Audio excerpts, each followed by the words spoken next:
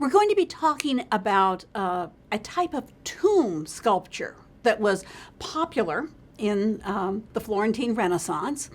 And we'll be talking about three different tombs. One by Bernardo Rossellino, by Desiderio de Settignane, and by Antonio Rossellino. And we'll start, and they all, it's like one's from the 40s, one's from the 50s, the 1440s, the 1450s, and one's from the 1460s or around there. So you can see a development as well. The first artist of one of these tombs that we're going to be talking about is Bernardo Rossellino. He's from a family of stone carvers from Settignano. And as a matter of fact, all three of these artists are from Settignano, which is a little village, a little town of stone carvers. So we have these three important sculptors. Bernardo was the fourth of five brothers. Antonio is the fifth, we'll be talking about later. And this is his very famous tomb, the tomb of Leonardo Bruni. And sometimes you'll see his name spelled with an I, and sometimes you'll see Leonardo spelled with an E. I've seen both. It's in Santa Croce. Santa Croce, the Church of the Holy Cross in Florence, is the Franciscan church.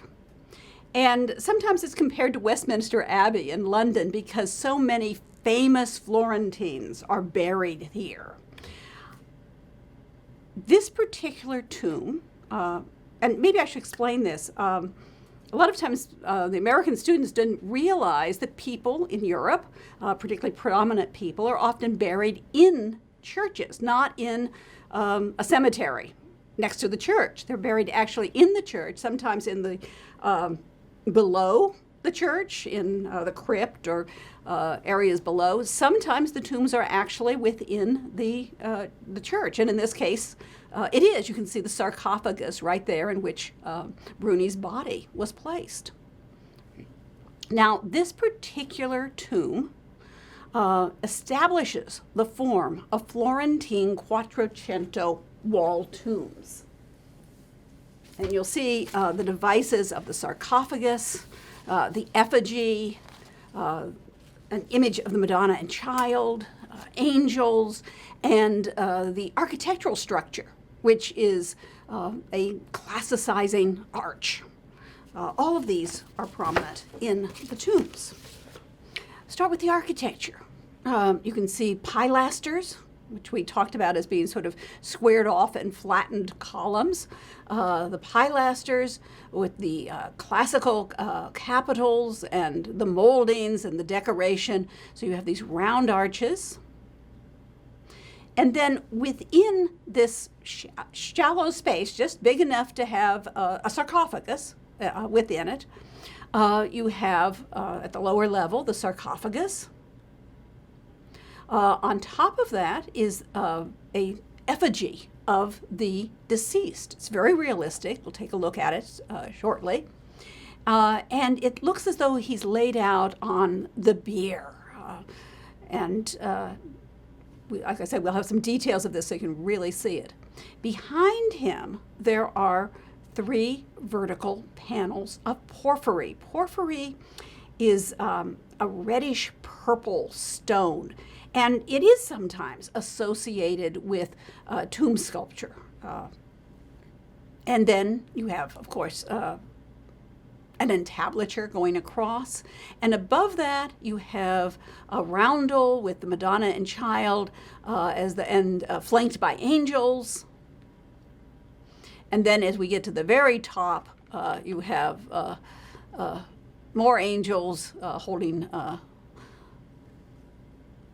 this emblem of the lion up in the above the archway. So, coming a little bit out of the archway.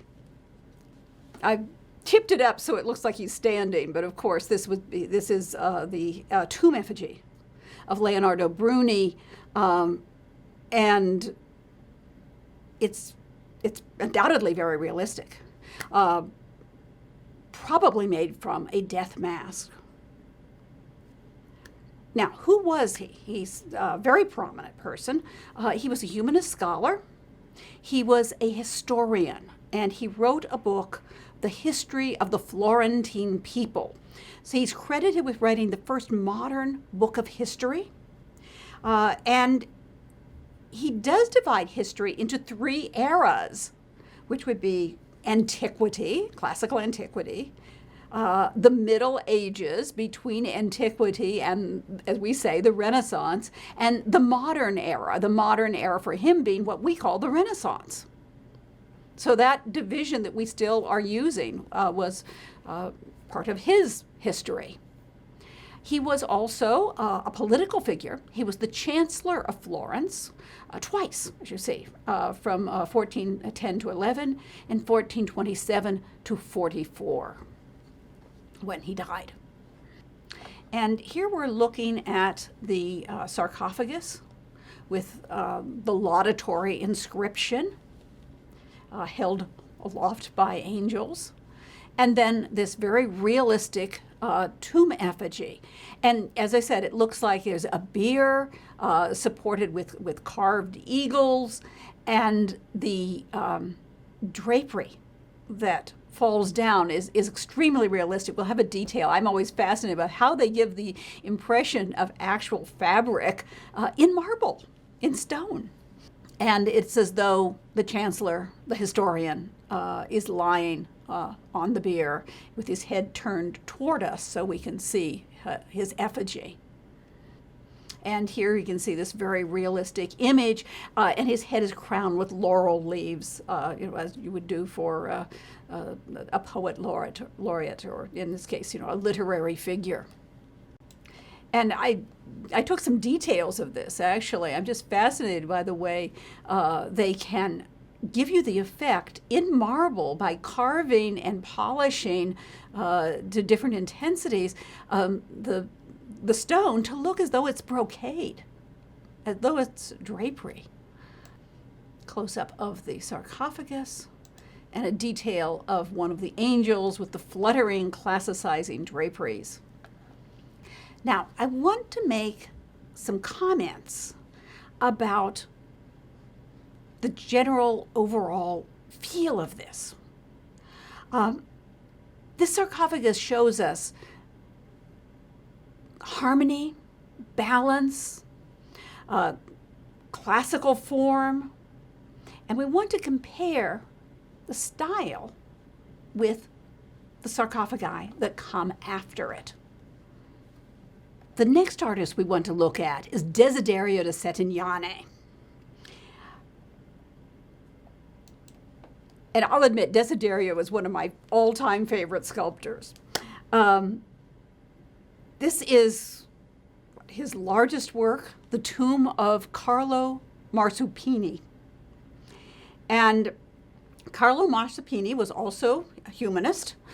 He was also the Chancellor of Florence. He succeeded Bruni, as you can see from the dates, from 1444 to his death in 1453. And so your textbook dates this about 1459. The date we have here, of course, is from the beginning of Marsuppini's death, and then up a number of years to probable completion. Now, the tomb was restored. I remember actually being in Florence and wanting to show my students the tomb, and it was all under plastic. So, as you can see, they've discovered more, they've cleaned it, and we can see it now in its newly restored, or well, it's maybe not newly restored by exact standards. I think I was there in '97, but it's restored state. Now, one of the things we want to do, of course, is look at this and compare it to the Bruni tomb.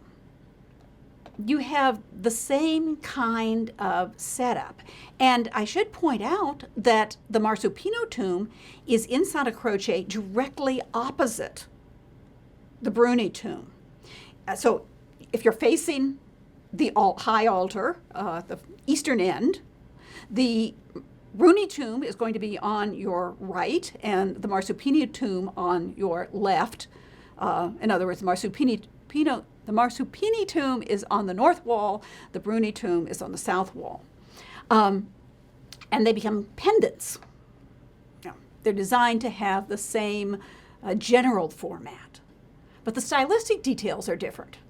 So we have the classical archway and pilasters. We have a bier on top of the sarcophagus. We have porphyry vertical slabs. We have the Madonna and Child half-length in a tondo or circular form. And we also have little angels, in this case, putti, or the little boy that seem to represent Eros figures, little classical loves, but have also been adopted into Christian art as little angels. Some of them are a little, a little older than your standard putti, who are usually babies. These are, some look like toddlers and maybe even older children. But they look like little children angels, I guess we can say. Now, when you're comparing them, one of the things you'll notice is that there are some differences. The tomb, and we'll be taking a closer look at all this, the actual sarcophagus has curving forms and floriate decoration on the Marsuppini tomb. The porphyry vertical slabs are taller and narrower. There are more of them. There's 4, which gives you a quicker rhythm, 1, 2, 3, 4, as opposed to 1, 2, 3, and also a little bit of vertical element there. And there's more happening outside the framework of the architecture. So you can see at the lower level, you can see the little putti holding the shields with the Marsuppini arms, and they're standing in front of the pilaster and a little bit to the side. And then up above, you have these older angels, the children angels still, they're not adult, holding this garland that comes up and peaks and falls down on either side. And if you remember, the restored version actually has, it looks like a illusionistic drapery up above. So when we look at these, and here you can see it in the restored condition, one of the things we'll say is that the Marsuppini tomb seems to be lighter, and that's in part the quicker rhythm of the porphyry, in part the curving forms, and the softening element, essentially, of these little angels who are stepping outside the barrier of the architecture, as it were. It seemed to be lighter. It has more graceful elements, more curving forms. I would actually say that it seems to be a more festive tomb. Now, festive doesn't seem to be like the right word that you want to use for a tomb, but it does seem to fit a bit, doesn't it?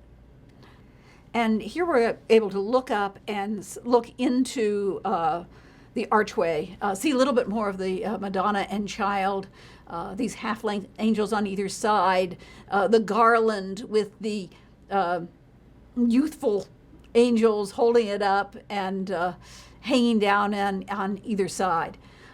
You're using a lot of classical elements in a lighter, graceful form. This is more in keeping with Desiderio style.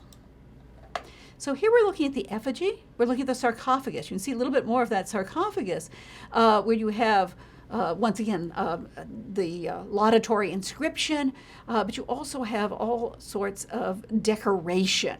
You've got leaves and flower motifs and a shell motif, which is a very classical motif. Like a shell with wings below it. I know a lot of times students look at it and they think it looks like a clawfoot bathtub or something. Of course, it's not. It's used in this sense to give a richer, maybe more graceful type of of sarcophagus, and there's been suggested that, it may have some links to Roman funeral urns, which of course would be curving forms as well. And then, of course, the sarcophagus, the effigy above. Now, one of the delightful things about this sarcophagus is the presence of these little angels. And one of the things that Desiderio was very well known for was his sculpture of children. So here we see it with the little putti, or angels, who are holding the Marsuppini arms. And we also see it in other works. For example, this is this beautiful head of a child, sometimes called the head of the Christ child, although there are no attributes to tell us that it is intended to be Jesus. But it's a head of a child. It is in the National Gallery in Washington today. It dates from about the same time as the Marsuppini tomb, about 1460. And it shows you how beautifully Desiderio handles marble. I'm often think of what they said of Praxiteles, the famous Greek sculptor. They talked about the melting gaze of Praxiteles, and I think Desiderio has some of that as well. I always thought that seemed to be this way that you could polish the marble. You could keep the cutting to the marble very shallow and polish it in such a way that there was a feeling of softness as well as the light reflecting from the crystals in the marble in a very soft manner. Desiderio is a master of stone carving, and he knows how to get these subtleties out of the marble. As you can see, it's not deeply undercarved with deep shadows. It's a very subtle carving and polishing. For example, the little soft, fine baby hair. You can just see it's a little raised form here on the forehead. You have all of that feeling of the tenderness of childhood, the softness of the cheeks of the child. And it's just, exquisitely beautiful work. This is a relief sculpture, a tondo, T-O-N-D-O, or round image. This one is in your textbook. It shows St. John the Baptist and the Christ child. And there are many paintings and sculptures of the children of John the Baptist, the Christ child, often as infants. Here they look a little bit older than infants. They look like young boys. And we know one reason that they were popular in Renaissance households was because it was recommended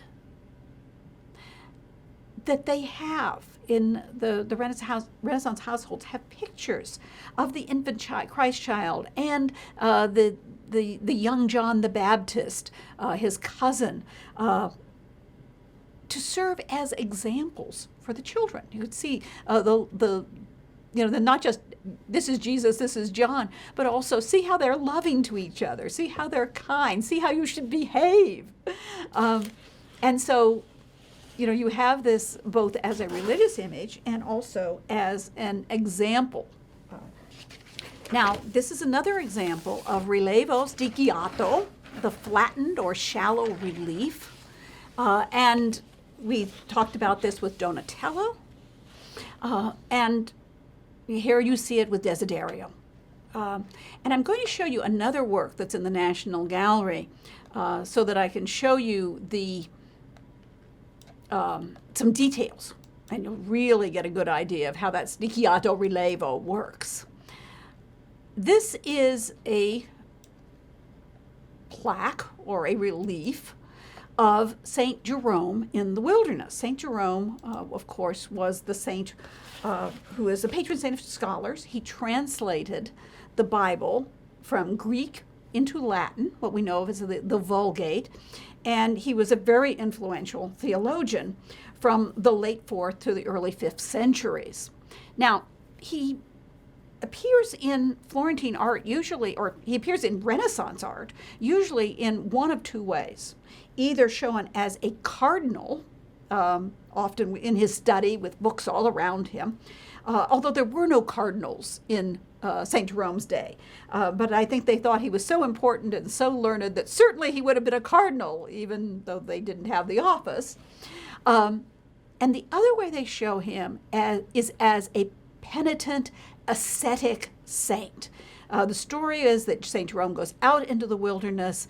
He mortifies his flesh. Often he's shown taking a rock and beating it against his chest. So his chest is sometimes shown, and we'll see this in some other art. Castagno, for example, we'll see it where the chest is bloody from where he's been beating his chest with a rock. In this case, of course, you're not seeing the blood and gore. You're going to see some references to some other parts of his story. But you can see St. Jerome kneeling in the wilderness before a crucifix. And the relief is very, very shallow and becomes, you have this atmospheric perspective, as it were, in the things that go on to the distance that are very, very shallowly cut. But you're able to see some details. And you can see some of the shadows of some of the pieces that are cut a little higher around Jerome's head, his hands, around the crucifix, and the landscape details. And then some other details here. You can see the image of a man sort of screaming and running, which is not something you usually see. And why is he screaming and running, though? It's because there is the lion. Can you see in the little detail that I've got on the upper right, there's a lion. The story was that Jerome was very kind to animals. He was out in the wilderness, and this lion had a thorn in his paw. And rather than do what the other fellow is doing, screaming and running, he takes the thorn out of the lion's paw. And the lion is grateful and sort of follows him around like a pussycat. You often see the lion in Jerome's study, just tame as can be because of the kindness of the saint. So you have here a reference to his kindness as well as to his qualities of an ascetic saint who is punishing himself for his sins.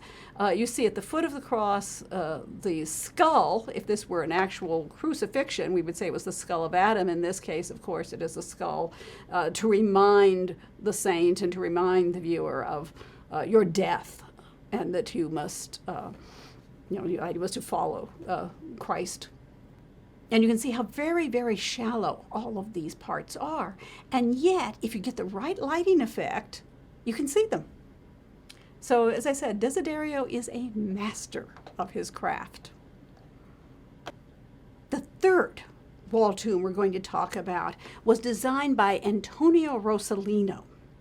Now, Antonio is the fifth of the 5 Rossellino brothers. He also, of course, is like his brother, Bernardo, from Settignano, as all 3 of these sculptors are. And in this case, it's not just a tomb, although that's what we're going to look at and focus on is his tomb, but the tomb is in a chapel. The chapel of the Cardinal of Portugal, which is the person who is buried there. It's in Florence, or rather outside of Florence, up on the hillside outside of Florence, the church of San Miniato al Monte, which is a wonderful Romanesque church. And by Romanesque, I do not mean Roman. I do not mean classical. It is a medieval church with the wonderful geometric inlays on the facade, and it's just this beautiful medieval church. The Cardinal of Portugal was a member of the royal family of Portugal. He became a cardinal at age 22, and he died at age 25. And he knew he was dying, and he asked to have his tomb in San Miniato al Monte. And since he was a member of the royal family, there was, of course, a lot of money to create this beautiful tomb. And it is the work of many artists. You have beautiful inlaid floors, the inlaid stone, which is the Cosmati work, which relates to the work that is already in the church. You have an altarpiece by Palaiuolo, which you can see. Actually, what you're seeing is a reproduction of it. The actual one, I believe, is in the Uffizi, but a very good reproduction in the original place. And the entire room is created by a number of different artists working together. But we believe that the design of the tomb is by Antonio, even if he was helped perhaps by some of his brothers. And so we'll show you this tomb. Now, one of the things about this tomb, which is done during, as you can see, the 1460s, is that it is a wall tomb, but it actually has its own little niche. Little section of the wall is set back, so it literally does have more space. And you have this illusionistic drapery over the, I would say, the outside of the niche, at the entrance of it, that's carved so it's pulled back so we can see the tomb. So instead of just that architectural framework, the arch now is actually the side of the wall. And you can see sort of coffered panels with decoration in them going along the side of the arched wall. The tomb itself is laid out in somewhat similar fashion. You have your sarcophagus, you have your bier, you have angels, and you have a roundel or tondo of the Madonna and Child. You do not have 3 or 4 vertical porphyry panels. You have this one decorated panel behind the tomb. And we said that the tomb by Bernardo Rossellino, the Bruni tomb, was harmonious and balanced, and Desiderio's tomb was more graceful, elegant, light, even festive. This tomb is usually called dynamic and active, and of course it has more depth, it has more space, as you can see, literally physically more space. We see it here at a raking view, so you can see the sides of the archway, the little niche in which it's placed, and you get the idea of the space that it has. Now, one of the things you notice is that the angels, you have little putti who are actually perched on the tomb, holding up the bier, as it were. You have 2 other angels who are flying in and sort of landing on these columns. And then you have angels who are they're against the wall, but they look like, they're flying and holding up the roundel of the Madonna and Child, which is exactly the same size as a round window that you saw a moment ago above the altar. So a lot of these curving elements have answered by, for example, the round elements that you see in various decorations and on the floor and in the windows and in the architecture. Now, those angels that just seem to be flying in, this one is often attributed to Bernardo Rossellino. When you have a big project, it's not only just one artist who works on it, his whole workshop will work on it. And in this case, a number of artists come together to create the whole chapel. So this particular angel has been attributed to Bernardo. It is an active angel, although they think the one that's carved by Antonio is even more active. But you'll notice the pose. It looks like he's just landed. One knee is bent, as though he's landed on the top of this pedestal, this column, and the other leg is off the edge. It's like he hasn't brought it up to put both legs firmly on the platform there. You'll also notice, of course, a lot of bunching of the draperies, this feeling of complexity and movement. And as I said, we think that this was, the whole tomb was probably designed by Antonio. So let's see what Antonio's angel looks like. This is called the angel with the palm. The palm would have been held in this hand that you see resting on the knee, and presumably would have come up and followed the line of the angel that's leaning forward. They often consider this to be even more active. The forms of the face and the draperies, perhaps a bit more lighter, but also very, very complex as they wrap the figure, and seem as though this is a figure that's going to flown in and has just landed. The one leg is off the edge and the other one is bent, so it's just landed. And then we have the Madonna and Child. This beautiful image of the half-leg Madonna and Child, which we have seen in other of these tombs.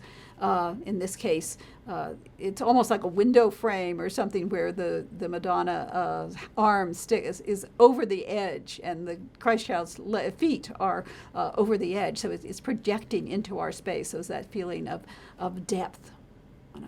And just to show you, we said other artists were working in this tomb. There is the ceiling, which is domed, and it has 5 terracotta roundels that are designed by Luca della Robbia. And in the center you see the dove of the Holy Spirit, and this would be sort of symbolically showing the descent of the Holy Spirit. And then the angels are holding attributes that remind us of the cardinal virtues, fortitude, temperance, prudence, and justice. And quick review, there we have our 3 Florentine wall tombs, 2 from Santa Croce, 1 from San Miniato.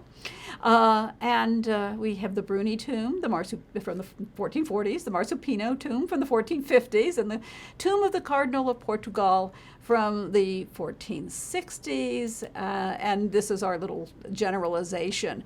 The Bernardo Bruni tomb the Bernardo Rossellino tomb. Oh, and I should say something about the name. The name means little redhead. And it was Antonio, after that was redheaded. Rosso means redhead, so he was little redhead. And so that became his nickname, and then it was applied to the whole family. I always find it fascinating how people got their family names. And we'll shortly hear about Botticelli, and how he got his nickname was this very similar way. His brother's nickname became applied to the family. So here we have Bernardo Rossellino's Bruni tomb, which we say embodies harmony, balance, stability. Desiderio takes a lighter effect, very graceful, very elegant, and a nearly festive tomb with all of these beautiful curving decorative elements, and the introduction of more of the children/angels. And then Antonio Rossellino's tomb is in a different place and is deeper. It shows more space, and some of the forms seem to be more dynamic and active and not as constrained by just the single arch and the shallower form that you had to have when you were doing it on the wall of Santa Croce. So there you see the development of the Quattrocento wall tomb.